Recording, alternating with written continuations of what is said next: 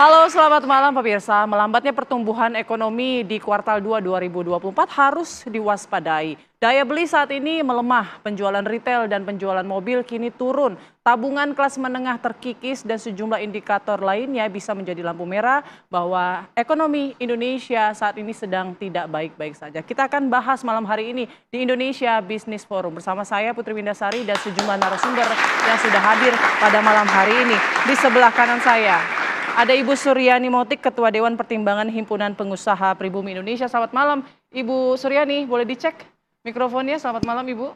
Selamat malam. Baik, di sebelah kanan saya juga ada Ibu Mira Sumirat, aktivis buruh. Selamat malam, Bu Mira. Selamat malam, Mbak Putri.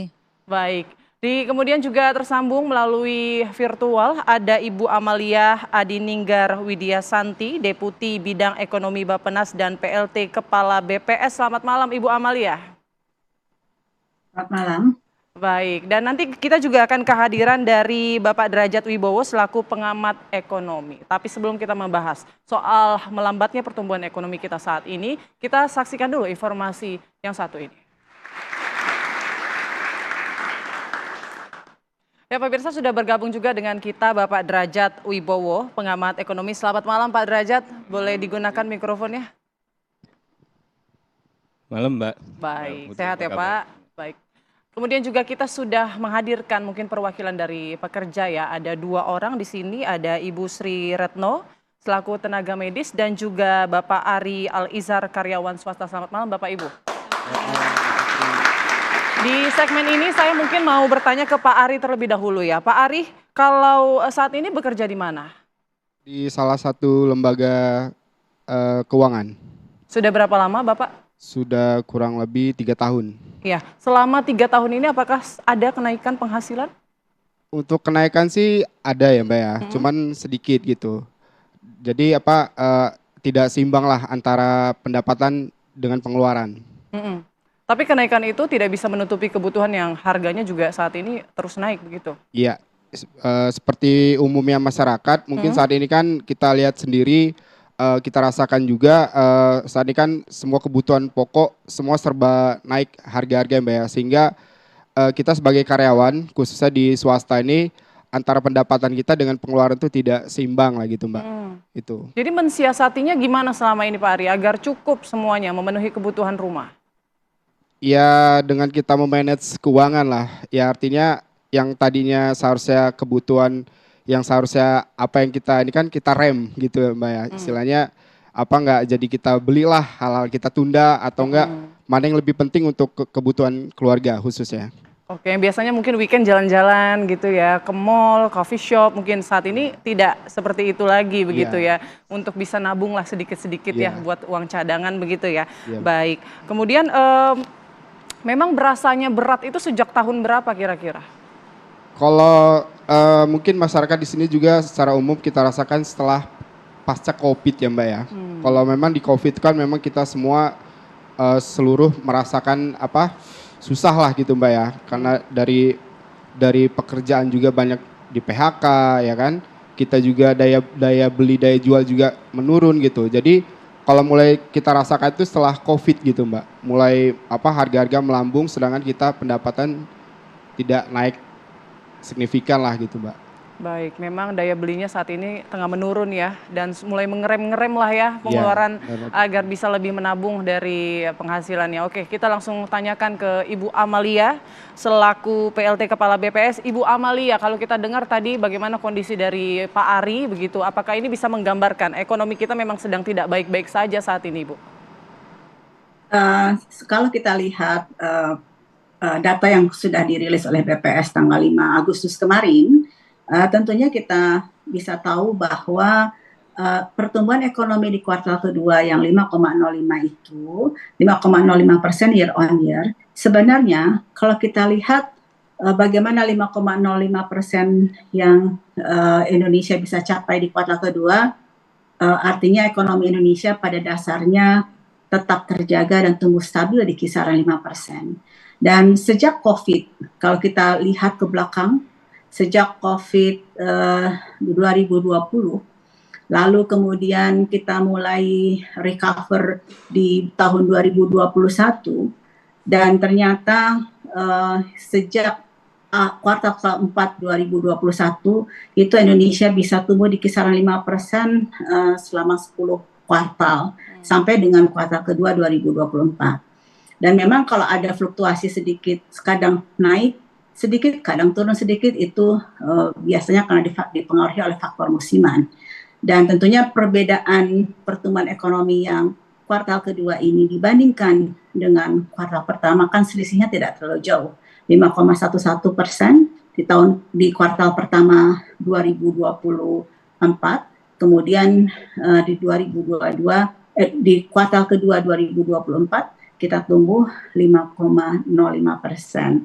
Nah tentunya kalau kita lihat bagaimana pertumbuhan konsumsi masyarakat, kan sebenarnya di kuartal kedua ini tumbuh 4,93%. Kuartal pertama tumbuh 4,91%. Memang catatan kami adalah bahwa pertumbuhan ekonomi di kuartal kedua memang sangat dipengaruhi oleh permintaan domestik. Jadi yang mendukung dan mempertahankan dan menjaga ekonomi Indonesia bisa tumbuh 5%, tentunya karena konsumsi masyarakat yang bisa tumbuh terjaga di kisaran 4,93%, lalu kemudian investasi PMTB juga tumbuh lebih baik dibandingkan dengan kuartal pertama 2024, dan tetapi yang memang agak tertekan adalah sektor eksternal, dalam hal ini ekspor. Nah, untuk di sisi produksi tentunya memang ada catatan bahwa pertumbuhan sektor industri manufaktur di kuartal kedua relatif lemah, yaitu 3,95%. Jadi ini pertumbuhannya di bawah pertumbuhan ekonomi. Nah, akibatnya karena pertumbuhan sektor industri manufaktur lebih rendah dibandingkan dengan pertumbuhan ekonomi, maka peranan sektor industri manufaktur terhadap PDB Indonesia semakin lama semakin menurun, yang saat ini mencapai 18,52%. Namun demikian, kalau kita lihat sektor konstruksi bisa menjaga ekonomi dari sisi produksi, lalu kemudian sektor perdagangan juga relatif baik. Nah, itu beberapa hal yang kami catat dari perkembangan ekonomi triwulan kedua 2024. Namun demikian juga mungkin beberapa hal yang bisa kami sampaikan. Sebenarnya pertumbuhan sebenarnya konsumsi masyarakat itu juga terjaga karena memang dipengaruhi oleh hari besar keagamaan, kemudian juga dipengaruhi oleh beberapa liburan, baik liburan sekolah maupun liburan panjang untuk beberapa long weekend yang terjadi di bulan Mei. Baik Bu Amalia. Tadi sempat disinggung juga ya soal kondisi manufaktur kita yang menurun, kemudian ini pastinya diikuti juga dengan gelombang PHK. Gimana Ibu Mirah, benarkah kemudian banyak PHK saat ini atau seperti apa dampak yang dirasakan? Ya Mbak Putri, di akhir 2019 itu PHK itu sudah mulai terjadi dan itu banyak faktor, dari mulai kerugian perusahaan sampai kemudian ada COVID-19 di tahun 2020. Muncul Undang-Undang Omnibus Law Cipta Kerja. Ini betul-betul tidak terkendali dan banyak sekali kawan-kawan yang ingin mencari, belum lagi ditambah lagi kawan-kawan yang ingin mencari pekerjaan, ada persyaratan-persyaratan aneh yang nggak lucu sih isinya gitu ya. Ada usia dibatasin, good looking, kalau yang laki-laki kalau nggak setampan Jeremy Thomas nggak diterima, atau secantik Tamara Belesini nggak terima gitu. Jadi ini lucu-lucu tapi aneh banget. Dan ada juga ada agama di persyaratan itu menambah bagaimana kawan-kawan yang mencari pekerjaan itu menjadi sulit. Itu yang pertama. Yang kedua, ketika tahun 2020-2021 COVID itu lebih parah lagi, tentu para pengusaha menyampaikan ada terkait dengan dampak perang Ukraina dan Rusia saat itu. Nah, tapi kan dibantah sama pemerintah saat itu dengan Bu Sri Mulyani menyampaikan nggak ada hubungannya katanya gitu. Nah, tapi akhir-akhir ini Mbak di tahun 2024 dari Januari sampai Juni, kalau Kementerian Tenaga Kerja itu punya data 26.000 di PHK, kami punya datanya 3 kali lipat daripada itu, sekitar gitu. 80 ribuan. Kenapa saya katakan demikian? Kalau pemerintah Kemenaker itu kan datanya dari BPJS Ketenagakerjaan dia. Nah tapi kalau pengusaha itu dia kalau sudah perjanjian bersama, dia nggak lapor tuh ke dinas. Dan ada banyak sekali perusahaan yang tidak mendaftarkan itu di BPJS Ketenagakerjaan. Jadi yang data itu sehingga kemudian muncul 26 tapi kami 80 ribu dan itu sahih lah itu ya. Artinya valid data tersebut dari 3 kali lipatnya. Dan parahnya lagi nggak ngerti nih pikiran Pak Menteri Perdagangan Pak Zulkifli Hasan yang mengeluarkan peraturan perdagangan, Menteri Perdagangan itu nomor 8 tahun 2004. Tahu nggak apa yang terjadi dampaknya? Pabrik tekstil tutup. Kenapa? Dia buka keran impor sebebasnya ya. Meskipun dibantah oleh mereka bahwasannya akan dibikin satgas. Saya bilang, Pak, satgas itu buat barang-barang yang ilegal. Kalau ini sudah sah nih, resmi, apa yang mau disatgasin? Kan buang-buang juga uang negara kan, saya bilang gitu. Nah dampak daripada Permendak nomor 8 itu, pabrik tekstil tutup, kenapa? Banyak barang impor yang sejenis yang harganya lebih murah. Lihat aja cek di pusat perbelanjaan dekat sini, ada batik harganya 15.000 loh. Gimana nggak tutup kawan-kawan di pabrik tekstil ini, 8.000, 10.000, yang di Bandung, yang Sritek, yang pabrik zaman dulu itu ya, yang jaya-jaya sekarang bisa tutup. Artinya pemerintah ketika buat regulasi itu nggak mikirin rakyat. Saya minta pemerintah hadir untuk rakyat. Bukan hadir pada saat peresmian jembatan atau ke sawah-sawah. Tapi hadir dalam membuat regulasi gitu loh.